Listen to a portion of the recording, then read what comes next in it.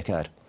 Jackie Lambie and Pauline Hanson clearly weren't ready to vote for this ensuring integrity legislation. It's now been delayed and confirmed to be delayed until maybe those last 2 weeks. Were you surprised by that? No, I've always been hopeful that as people looked at the detail of this legislation, they'd realise it is not as the government has described. The government wants to describe this legislation as though there is only one union that'll impact, and there is only one union official they've got in their sights, in John Setka, and they've wanted to frame all of it that way. As people look at the detail, they realise a few things. They realise, first of all, the union movement now is predominantly female. The biggest union is the nurses' union. The sorts of impacts that this legislation has that would cause people to lose their elected status as union officials, could see an entire organisation deregistered. The sorts of things like protests from nurses about staff-patient ratios.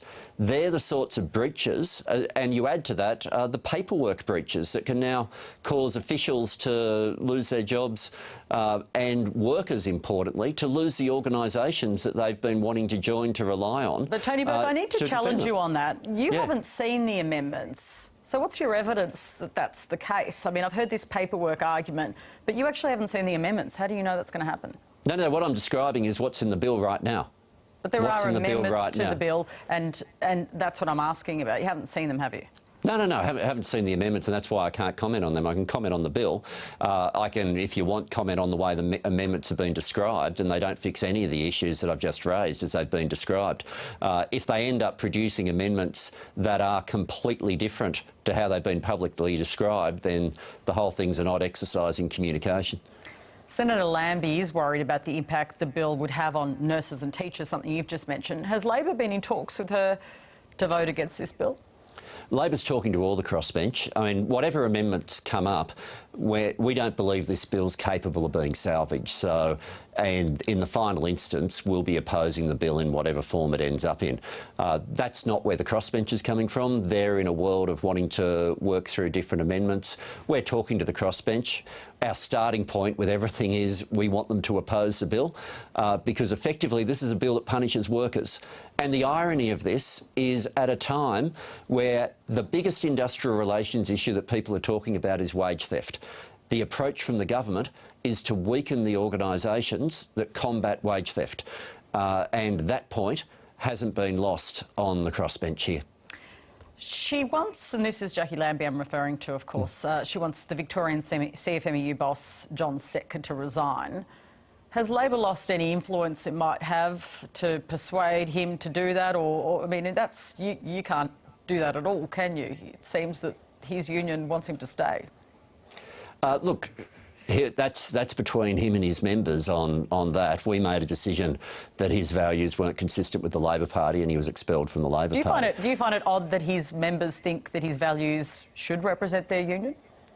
Oh, people choose their own representation. Sure, but my question is, do you find it odd that they would think that he should be their leader with those values? It's not the decision that I'd make if I was a member of that union, but, I'm not. But, Christian Porter, if he ever needed legal representation or representation in a dispute, he'd be allowed to choose whoever he wants. He wants to intervene on workers and say, well, they can't choose who they want. It's a... all the different freedoms. I mean, this program's had a lot of interviews where they've dealt with freedom of the press. We've had a lot of conversation over the last couple of weeks over freedom to protest. This is simply the freedom for people to associate, the freedom for people to join an organisation and choose who will represent them. It's all part of the same story, and whichever one of those fundamental freedoms are, they're all part of being a democracy. Freedom of the press, freedom to protest, freedom to associate. Scott Morrison's attacking all three of them. And I know we like to compartmentalise them, but they are all part of the same story from this government. The Senate has voted for a Labor proposal to establish an inquiry into wage theft and superannuation. What will the scope of that inquiry be? Oh, it's wide. It's wide, and it's the senators who are on it will run it, and Alex Gallagher will very much be taking the lead on it for Labor. But effectively, we want to be able to get to the bottom of just how widespread the problem is, because every time we think we've reached the bottom of the barrel, a new scandal comes out. And we also want to work through what's the full range of issues to be able to deal with it, to be able to prevent it from happening, to be able to make sure the proper penalties are in place, and also to be able to make sure that if someone has been underpaid, there's a way of getting to the bottom of it quickly and getting them paid back quickly and onto the right rates of pay again. But, you know, think about the number of people who are out there at the moment who don't even receive a pay slip. You know, the criminal standard issues that the government's looking at are a part of the entire story, but there's no way that's the whole story. And the worst thing to do at the moment would be to be getting stuck into the organisations that spend most of their time combating wage theft.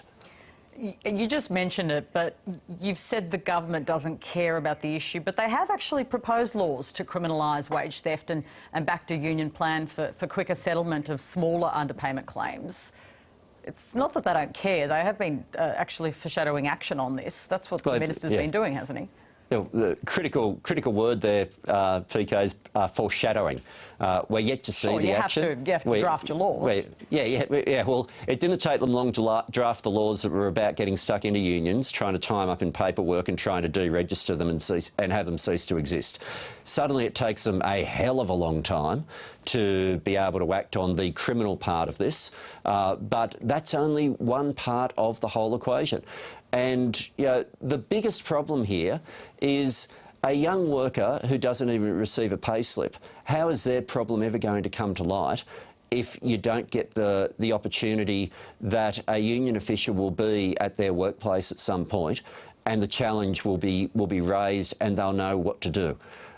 You know, if you take away that organisational capacity, which is fundamental to workers even finding out whether or not they're being ripped off, then this problem only gets worse. But the committee will be able to go through that in all its different layers, but the government will not. The thing that the committee guarantees, the government won't get away with pretending that one piece of legislation with a few criminal thresholds that very few people will meet, that is somehow a fix to a problem where we are increasingly seeing companies where ripping off their workers has become part of their business model. Well, I want to actually get you on that, because if you look at the list of companies now, it's almost, and I'm exaggerating very deliberately, but you know, you have to find the company that's not doing it.